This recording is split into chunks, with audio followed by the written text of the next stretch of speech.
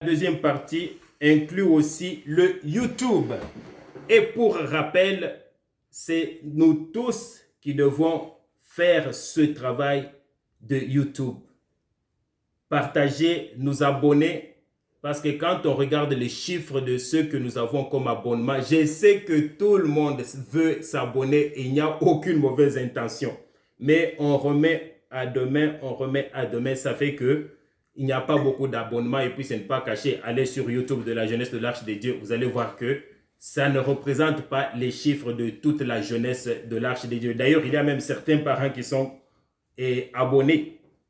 Alors, nous sommes en train de parler nous sommes dans le grand thème de relations.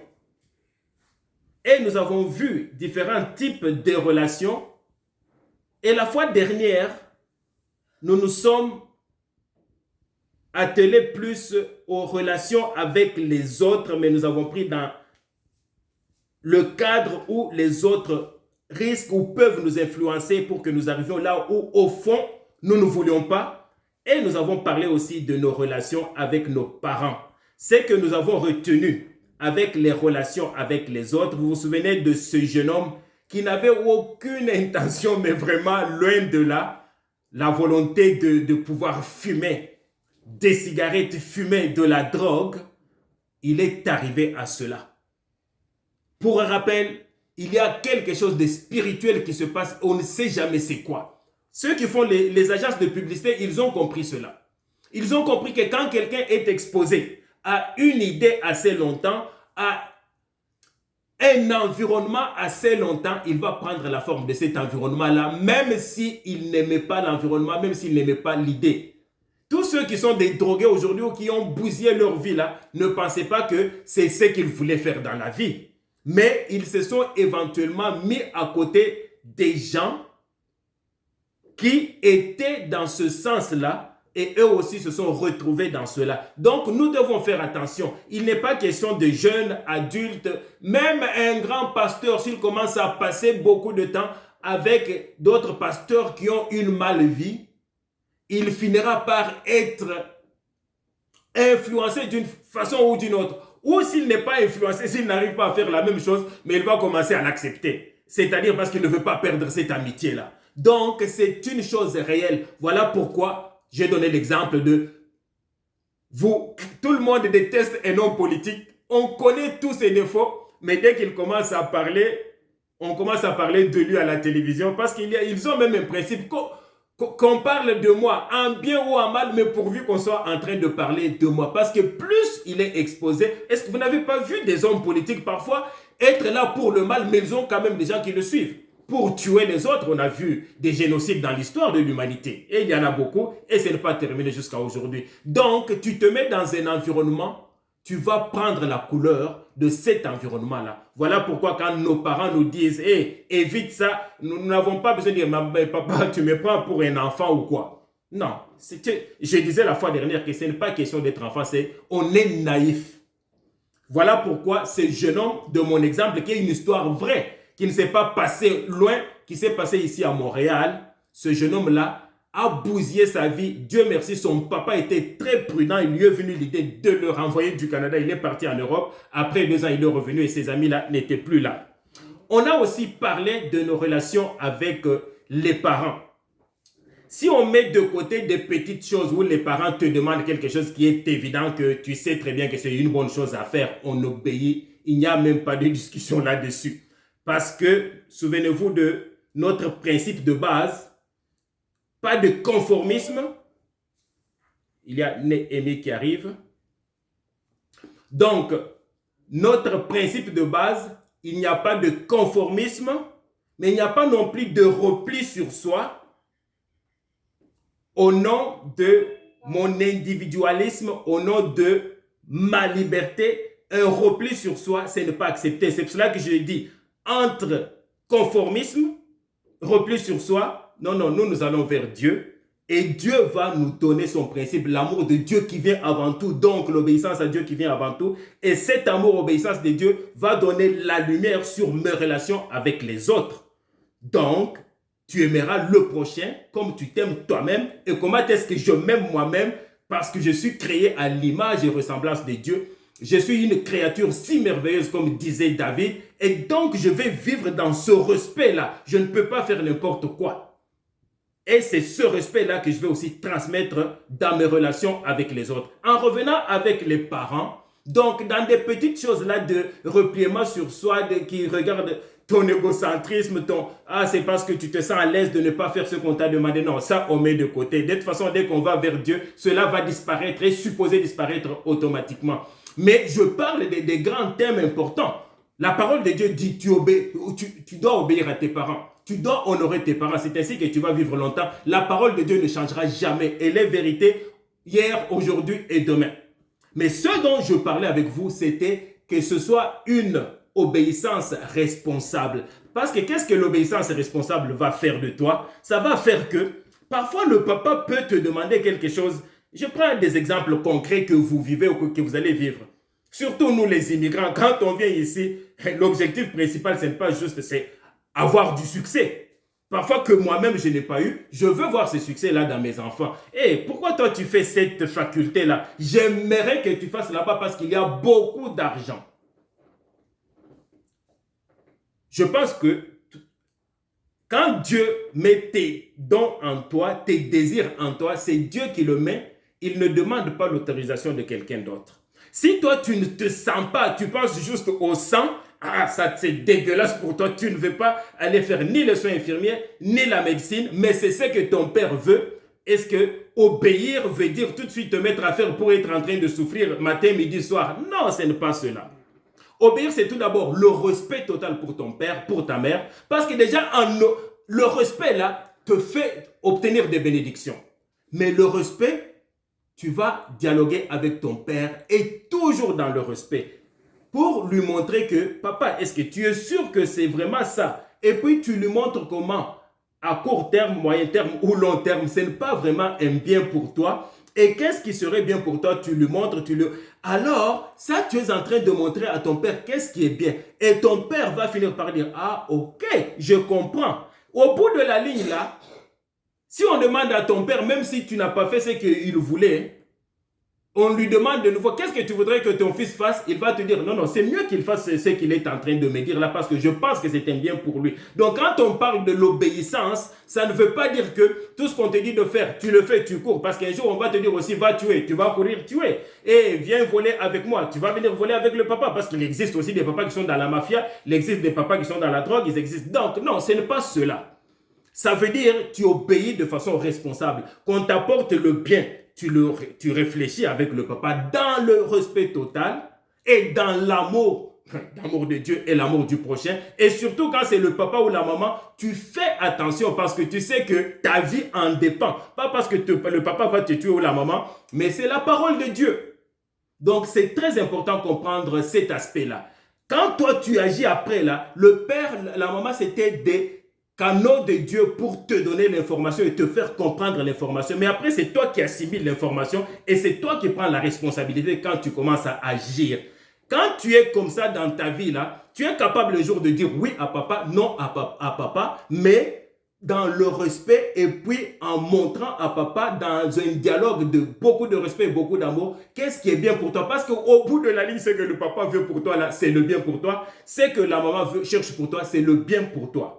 Donc, c'est ça, honorer tes parents. Et tes parents vont être honorés parce qu'ils savent que n'importe où tu vas aller là, ils vont même te laisser aller là pour savoir, mon fils, ma fille, c'est une personne responsable. Je n'ai pas peur qu'elle aille seule en Afrique, je n'ai pas peur qu'elle aille seule en Colombie-Britannique parce qu'elle ne fait pas n'importe quoi. Vous suivez? Donc, ce n'est pas le fait de dire oui qui fait qu'on honore vos parents. C'est faux. Quand le père sait que tu as une colonne vertébrale, mais dans le respect, il va avoir même plus confiance et il va encore même te bénir davantage. Donc, c'est ce que nous avons vu la fois dernière. Et aujourd'hui, comme j'avais déjà promis, on va aussi parler d'un exemple de relation avec les autres qui est Joseph. Et tout le monde connaît Joseph. Je tourne mes pages. Joseph, comme nous, Parce que notre point de départ, c'est mais quand j'ai des grandes difficultés là d'entrer dans les relations avec les autres ne m'aiment pas, ils se moquent de moi, les autres m'évitent tout simplement, ou quand je parle, il n'y a personne qui écoute, c'est comme si rien n'a parlé. Tout d'abord, la première solution, c'est poser la question à Dieu pour qu'il puisse nous redonner notre valeur. Et nous rappelons que nous sommes pleins de valeur parce que créés à l'image de Dieu. Et je ne veux pas retourner dans cela. J'étais quand même assez long là-dessus. Maintenant, quelqu'un comme Joseph était déjà conscient de cela, qu'il avait quelque chose de spécial qui venait de Dieu, et en particulier le don de rêve. Mais il a des difficultés, il ne se sent pas aimé par ses propres frères. Quand c'est peut-être même des amis là, ok, ça peut arriver, oui, ça nous fait mal. Mais là, ce sont ses propres frères. Ils ont un même père, peut-être des mères différents, mais c'est le même sang qui coule dans leurs veines. Ils ne l'aiment pas, ils le détestent, ils sont jaloux de lui. Mais ça ne s'arrête pas là. Devant cette épreuve, c'est que Joseph aurait voulu, c'est que moi, si j'ai dans des difficultés relationnelles, c'est que je veux, c'est, je vais demander à mon Dieu, qu'est-ce que je peux faire pour que ces gens puissent aussi m'aimer? Et on voyait Joseph, parfois, il leur apportait des choses à manger ou de l'eau, là où eux gardaient le troupeau de leur papa. Mais malgré tout cela, ça n'a pas aidé, au point qu'ils ont fait une trahison qui est difficile à être décrite quand ça vient de tes propres frères. Ils l'ont littéralement vendu. Et pour peu, ils ne l'ont pas tué. Parce qu'il y en a quand même un ou deux qui ont dit non, non, non, non, non, on ne va pas le tuer, c'est quand même notre sang. Ah, faisons-lui quelque chose de bien. Vendons-le comme esclave. Dans un pays lointain, il est parti avec les Ismaélites. Quelqu'un qui arrive. Maintenant, une chose avant qu'on aille loin avec Joseph, que j'aimerais que tu comprennes, quand tu vis dans la souffrance d'acceptation, tu vis, c'est une épreuve, qui est une grande épreuve, pas là, peut-être une des plus difficiles. Parfois là, les gens préfèrent mourir de faim que d'être rejetés. Vous le savez très bien. Une première chose que quand tu es chrétien que tu dois garder à l'esprit, c'est que cette épreuve-là, il n'y a aucune épreuve qui peut t'arriver dans ta vie et qui ne peut pas être surmontée. Si tu es enfant de Dieu, si tu es avec Dieu, si Dieu t'a créé à son image et ressemblance et que tu reprends cette vérité, elle devient consciente en toi, non seulement tu vas aller au-delà de l'épreuve, mais tu vas obtenir plus. Parce que si vous réfléchissez bien sur tout ce qui arrive, surtout aux enfants de Dieu, chaque épreuve, Dieu veut te donner plus que ce que toi tu demandes. Mais le problème c'est quoi? Nous, nos yeux sont tellement focusés sur la petite chose qu'on veut obtenir et Dieu est en train de nous donner beaucoup d'autres choses à côté pour que même la petite chose là soit incluse dans l'abondance que Dieu nous donne. Mais nos yeux sont tellement, on est tellement frustrés qu'on ne peut pas voir autre chose.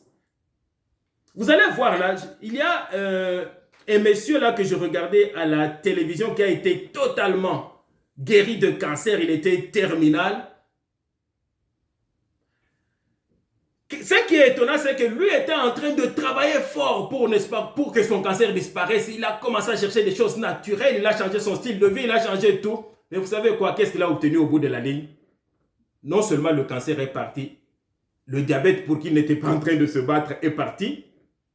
La pression sanguine, pourquoi il n'était pas en train de se battre, est parti. Il avait des problèmes de thyroïde, c'est parti. Il avait beaucoup de problèmes connexes et il a même rajeuni. Voilà comment Dieu fonctionne dans nos vies. J'aimerais qu'on garde cette image-là. Il y a 2 personnes dans la salle d'attente. On me dit afficher et puis admettre. Donc, j'aimerais qu'on comprenne que c'est comme ça que Dieu agit. Toi, tu es focusé sur tes résultats scolaires qui t'ont fait mal, tu es en train de souffrir. Tu es en train de souffrir pour des relations humaines parce que tu veux que ça s'améliore. Rassure-toi. Dès que tu y vas avec un cœur ouvert, tu souffres, mais tu dis non. Dieu est là. Il est vraiment là parce que Dieu ne déçoit pas. Et tu commences à le remercier avec des yeux ouverts pour voir c'est quoi les autres choses que Dieu veut me donner. parce que je suis fidèle, et tu sais très bien que tu es fidèle, tu vas découvrir beaucoup de choses, et ce que tu demandais était tellement petit que ça va être inclus dedans. D'ailleurs, le nom de Joseph, selon l'étymologie, apparemment ça veut dire Dieu ajoute. Donc Dieu ne donne pas juste le peu de choses que toi tu demandes sur lesquelles tu veux focuser ou sur la petite chose qui te veut s'ouvrir là. Il veut te donner plus, mais tu dois avoir un cœur ouvert, un cœur qui croit que Dieu c'est ton Père. Et s'il est ton Père et que toi tu le crains, il n'y a aucune façon qu'il ne va pas agir. Toi tu luttes parce que tu n'es pas, et ça ne marche pas avec tes relations avec tes pères à l'école, au travail, etc. C'est une épreuve. Mais dès que tu prends conscience et que tu commences à travailler, tu te questionnes, ok, qu'est-ce qu'il y a en moi qui ne marche pas? Il faut tout d'abord que petit à petit, là, tu résolves des petites choses qui dépendent de toi. N'aie pas de difficultés à poser des questions. Hey, est-ce que moi je sens à tes amis? Parce qu'il n'y a personne qui sent sa propre odeur. Oh non, non, tu ne sens pas. Oui, prends un peu d'odeur, tu fais. Est-ce que, cherche à voir, est-ce que j'ai des tics nerveux, des petites choses comme ça? Améliore ça. Dès que tu es avec le Seigneur, il va te faire voir ces petites choses-là, ils vont disparaître. Et avec la prière, avec la confiance en toi, que tu obtiens de la parole de Dieu qui te dit que Jésus est mort pour toi, donc ta valeur est cela, et que tu as été créé à l'image de Dieu, il n'y a aucune possibilité que tu me dises que tu ne vas pas surmonter. Mais pendant que toi, tout ce qui t'intéresse, c'est être accepté par ce clic d'amis là, c'est que Dieu te prépare, c'est plus que ça. Dieu n'est pas en train de penser seulement à ça. Dieu voit ta vie plus loin. Il sait que si tu ne changes pas quelque chose, voilà pourquoi il te fait souffrir, il accepte que tu souffres, tu vas avoir des difficultés un jour avec ton mari ou avec ta femme, parce qu'il y a un aspect de ta vie qui répulse les gens. Tu ne pourras pas être à la tête de cette grande organisation-là pour laquelle il est en train de te préparer, de cette grande compagnie-là. Tu vas être un grand directeur, tu vas être un grand président. Donc, toi, tu souffres pour des petites choses. Et tu te dis, mais pourquoi est-ce qu'ils ne m'acceptent pas? Pourquoi est-ce que ces gens-là ne me sourient pas? Pourquoi ils ne m'écoutent pas? Entre-temps, Dieu est en train de dire, mais mon fils, ouvre tes yeux, répare. Donc, voilà comment Dieu agit dans nos vies. Il nous donne toujours plus que ce que nous demandons, mais c'est si nous restons fidèles à lui. Voilà pourquoi il dit, serviteur, fidèle, bon et fidèle, tu as été fidèle dans peu de choses, et moi je te donnerai plus. Entre dans la joie de ton maître. Voilà comment le Seigneur agit. Revenons maintenant à notre Joseph. Il a un problème qui le dérange. Il prie, il fait que Dieu puisse l'exaucer. Il fait tellement des efforts pour résoudre son problème avec ses frères. Échec total. Pourquoi? Dieu réserve des grandes choses plus loin. Il dit, attends Joseph, toi tu penses que c'est seulement pour avoir des petites relations avec de bonnes relations, ils t'applaudissent, ils te choisissent comme leur chouchou, et puis ça fait quoi? Et puis tu es oublié dans l'histoire, tu n'es rien. Moi je te prépare pour des grandes choses, donc je ne vais pas résoudre ce problème-là. Mais je suis en train de résoudre spirituellement pendant que toi tu restes fidèle à moi. Et Joseph, on va voir sur tout le chemin, il est toujours resté fidèle à Dieu. Alors pendant qu'il prie pour que ses frères l'acceptent, non, les frères vont faire le contraire. Il est vendu en Égypte. Il perd toutes ses sécurités, la famille. Il perd sa liberté. Comment est-ce qu'il a perdu sa liberté? Et maintenant il est vendu à quelqu'un, il appartient à quelqu'un. Mais j'aimerais... Et il va se retrouver aussi en prison. Comment est-ce qu'il s'est retrouvé en prison? Commençons tout d'abord avant de parler de la prison. C'est quoi la fidélité de Joseph? Et tout cela, vous pouvez le retrouver en Genèse au chapitre 39.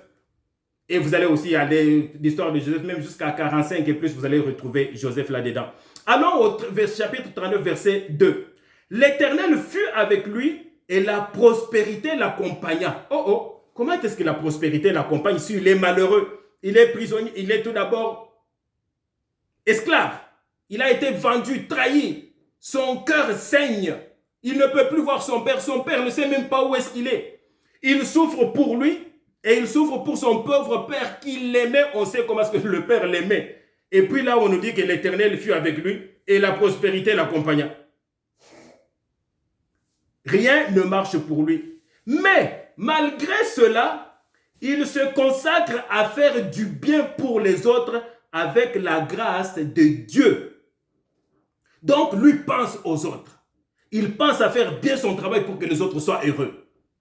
Il reste une bénédiction pour les autres, malgré son propre problème qu'il oublie, même si c'est dans son cœur, mais ça ne l'empêche pas de faire le bien. Et d'ailleurs, le verset 3 nous dit, on est en Genèse, chapitre 39, son maître vit que l'Éternel était avec lui et que l'Éternel faisait prospérer entre ses mains tout ce qu'il entreprend.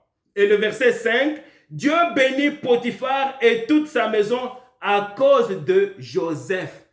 Et pendant que tu es dans des problèmes, es-tu une bénédiction pour les autres? Voilà le point de départ si tu veux que Dieu te fasse arriver là où lui a déjà planifié, parce que je te garantis qu'il a des projets de prospérité, de paix, de joie pour toi. Es-tu une bénédiction pour les autres pendant que toi tu es dans des problèmes? Quand ça ne marche pas avec ta famille, est-ce que toi tu pries pour que les autres ça marche avec leur famille? Voilà le défi. Et voilà mon frère, ma soeur, c'est que tu dois changer aujourd'hui si tu veux voir des choses prospérer dans ta vie. Quand toi tu as eu un échec quelque part, est-ce que tu veux te conforter du fait que les autres ont échoué? Ou bien tu fais ce qui est à ton pouvoir pour que les autres réussissent? Oh, ça c'était défi, ça c'est difficile, mais tu dois le faire. Si tu veux avoir du succès et que ton succès vienne de Dieu. On peut avoir beaucoup de succès dans la vie, c'est rien. On a beaucoup de milliardaires, des millionnaires partout, mais ça ce n'est pas un succès qui vient de Dieu, donc je n'en veux pas dans ma vie. Je veux seulement celui qui vient de Dieu, parce que je sais que celui qui vient de Dieu va me rendre heureux aujourd'hui, dans 10 ans, dans 20 ans, dans 100 ans et dans l'éternité. Celui qui ne vient pas de Dieu, là, il peut me créer un accident plus tard, donc ça ne vaut rien. Je ne suis pas impressionné par quelqu'un qui est millionnaire ou milliardaire. Quand ça ne vient pas de Dieu, c'est rien. Alors, la question, regardez, il est une bénédiction pour la maison de Potiphar. Est-ce que toi, quand ça ne marche pas, tu es allé à un emploi là, je sais qu'aujourd'hui, pour notre cas, ça ne tient pas beaucoup debout parce que à Montréal, au Québec, on ne manque pas d'emploi, il y en a partout là. Mais il peut arriver que tu veux obtenir un emploi. Tu veux obtenir un poste, quelque chose d'important pour toi, toi tu as échoué cela. Et que quelqu'un d'autre l'a pris. Est-ce que tu pries pour cette personne-là? Si tu avais un secret qui peut l'aider à aller plus loin, est-ce que tu es capable de l'aider? Tu veux t'ouvrir tes portes? Aide-le, fais-le. Même si c'est contre notre cœur, on n'est pas habitué, fais-le, je te le garantis. Dieu va ouvrir tes portes comme il va ouvrir les portes de Joseph plus tard. Donc, le secret, parfois, là, c'est nous-mêmes qui sommes assis sur nos propres problèmes et nous sommes assis sur la solution parce que nous ne voulons pas débloquer la solution. Parfois, débloquer la solution, Dieu est clair. Il te dit, hey, dans la mesure avec laquelle, n'est-ce pas, tu vas mesurer pour les autres, c'est avec cela que tu seras mesuré. Si tu es dur avec les autres, on sera dur avec toi. Si tu veux être heureux, fais que les autres soient heureux. C'est ce que Dieu a dit, c'est la vérité. Il n'y a pas de discussion là-dessus. Et l'expérience, chaque jour, le démontre. Et l'expérience de Joseph le démontre. Donc, Dieu bénit Potiphar et toute sa maison à cause de Joseph.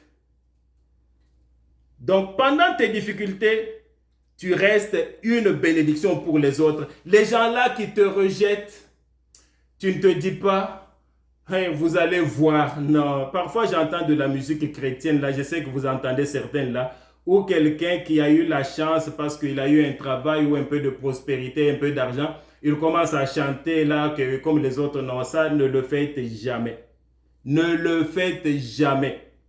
Que ce soit quand ça ne marche pas, tu bénis. Et quand ça marche, tu bénis davantage parce que ça marche pour que tu bénisses. Pas pour que tu te renfermes dans l'égocentrisme. C'est contre la parole de Dieu qui dit tu aimeras le Dieu de tout ton cœur, de toute ton âme, de toutes tes énergies là. Et tu aimeras le prochain comme toi-même. Les choses de vengeance là, laissons ça à Dieu. Pas un humain qui doit venger. Non. Parce que là, tu vas aussi être élevé. Tu t'enorgueillis. Et aussi de lendemain, tu tombes. Comme on dit, mon qui dit tour à tour, tu ne veux pas tomber dans cela, tu restes dans l'humilité, même si tu es dans la prospérité.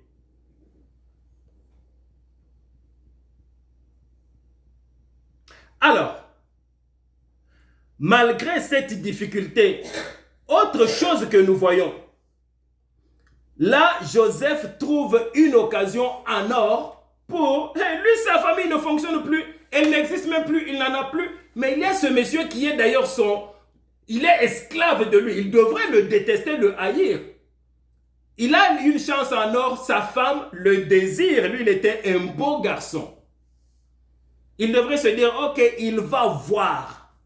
Je vais aussi détruire, même s'il ne le saura jamais. D'autant que, il est question de désir charnel, quelque chose qui est très puissant dans le corps des êtres humains. Mais tu sais quoi? Qu'est-ce que Joseph dit au verset 9? Comment ferai-je un aussi grand mal et pécherai-je contre Dieu? Il reste fidèle à Dieu. Il ne se voit pas faire mal à quelqu'un pour que ce soit égal.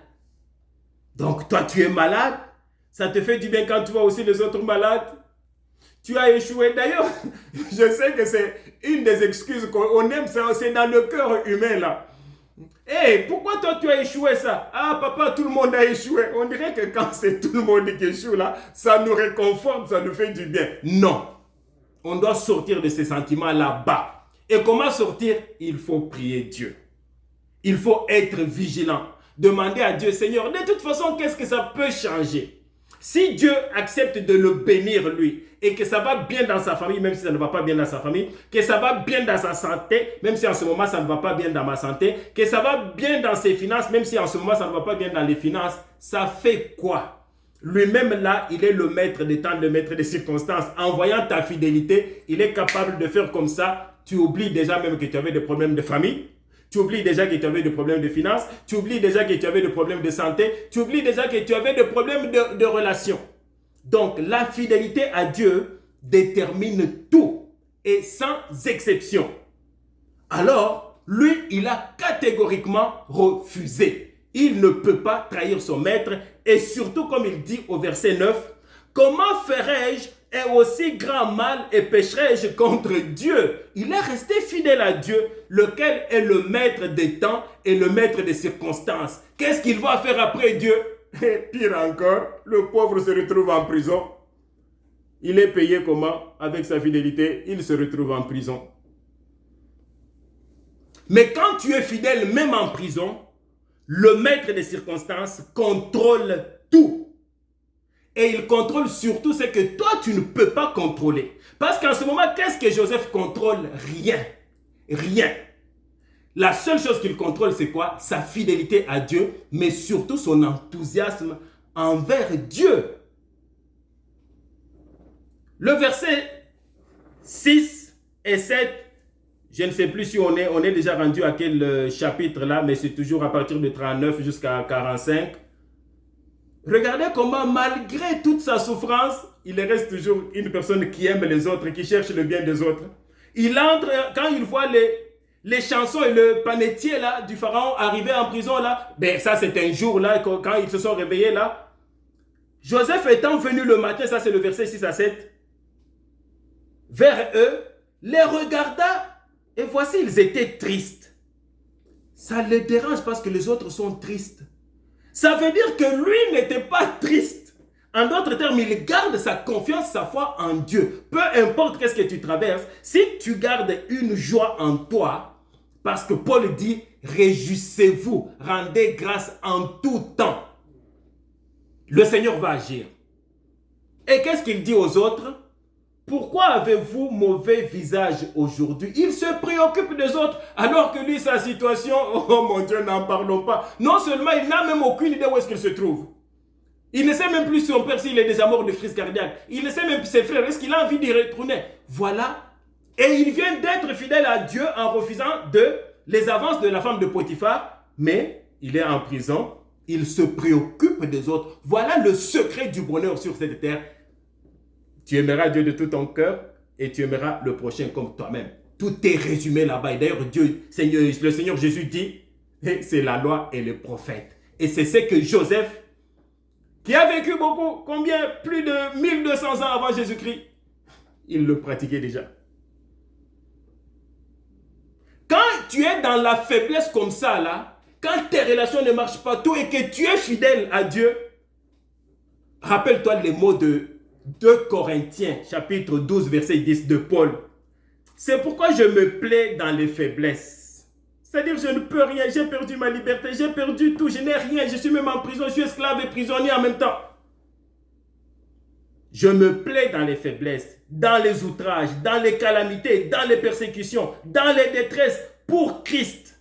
Car quand je suis faible dans ma fidélité à Dieu, quand je suis faible et je suis fidèle à Dieu, c'est alors que je suis fort. Exactement, il était très fort. C'est ainsi que nous connaissons la suite. Nous sommes rendus au chapitre 40, verset 39. Et Pharaon dit à Joseph, puisque Dieu t'a fait connaître toutes ces choses, évidemment, les chansons a parlé au Pharaon que en prison, j'ai connu un monsieur là, c'est un hébreu. Hébreu veut dire comme le terme hébreu là dans le temps, c'était comme ça, voulait dire comme sans-abri. C'est comme des bédouins là, des gens qui étaient mal habillés, qui n'allaient nulle part. C'est comme ça qu'on les considérait.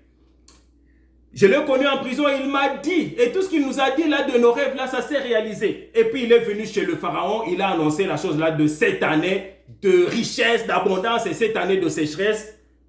Et de choisir quelqu'un qui serait capable de mettre, d'épargner des choses pendant les 7 années et ça va aider pendant les 7 années de sécheresse. Et Pharaon dit à Joseph, puisque Dieu t'a fait connaître toutes ces choses, il n'y a personne qui sait aussi, qui est aussi, ou qui soit aussi intelligent et aussi sage que toi. Je t'établis sur la maison d'Égypte et tout mon peuple obéira à tes ordres. Je te donne le commandement de tout le pays d'Égypte. Et Joseph est devenu le personnage important après le Pharaon. Et plus loin, quand ses frères arrivent, nous connaissons la suite. Il ne s'est pas mis à les dire, qu'est-ce que vous m'avez fait? Vous allez voir aujourd'hui, j'ai le pouvoir, rien. Genèse 45, du 4e verset au 5e, Joseph dit à ses frères, approchez-vous de moi. Et ils s'approchèrent. Il dit, je suis Joseph, votre frère, que vous avez vendu pour être mené en Égypte.